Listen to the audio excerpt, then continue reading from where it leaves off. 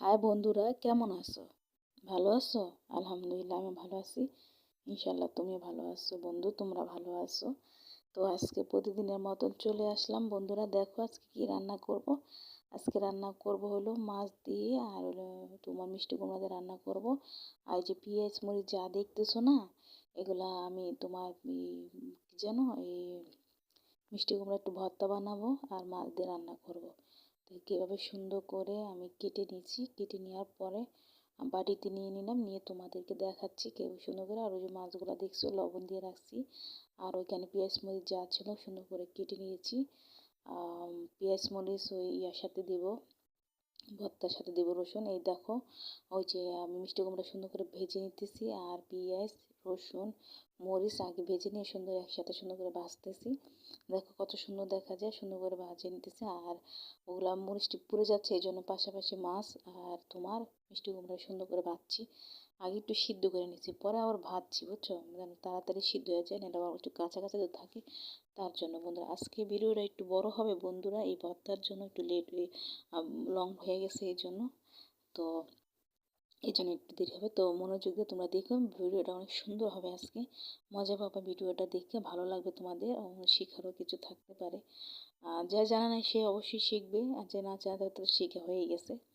তো দেখো এই যে আমি পেঁয়াজ মরিচ সুন্দর করে ভাজছি, ভাজা এখন ওই লবণ দিয়ে আমি হাতে সুন্দর করে ডলে নিব। এই দেখো আর ডোর দিচ্ছি, মানে সুন্দর করে গুঁড়া করে এগুলো করবো। দেখো ভর্তাটা যে মজা হবে তা তোমরা বন্ধুরা অবশ্যই বুঝতে পারছো। আর যে ভিডিওটা দেখবা, হ্যাঁ বন্ধুরা, তার অবশ্যই জিভলায় পানি আসবে, কেন ভর্তা যার পছন্দ তার অবশ্যই আসবে, ঠিক আছে। তো যার যার এই মিষ্টি কুমড়া কে ভর্তা খাইছো, কে কখনো খাইছো? আমি যদি কেউ যদি না খাও অবশ্যই, যদি না খাও তো আমার কমেন্ট করে জানাই, আর খাইলে অবশ্যই কমেন্ট করে জানাবে। কেন আমি মিষ্টি কুমড়া ভর্তা খাই, বুঝছো। আমার মা বলতো কি জানো, যদি খাওয়া যায়, মানে খাইতে যদি পারা যায় তো সবই খাওয়া যায়, না খাইতে পারলে কিছুই না, বুঝছো।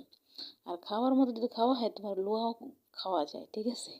আগেকার মানুষ এভাবে বলতো। তো দেখো যে সুন্দর করে আমি একটু মরিচ বেশি খাই বন্ধুরা, তোমরা জানো তো। সুন্দর করে যে হাতে ডলে নিছি, একটু প্লেটটা একটু ভিজা ছিল তো মা, একটু এই জন্য একটু কম গুঁড়ো হয়েছে আর কি, হ্যাঁ।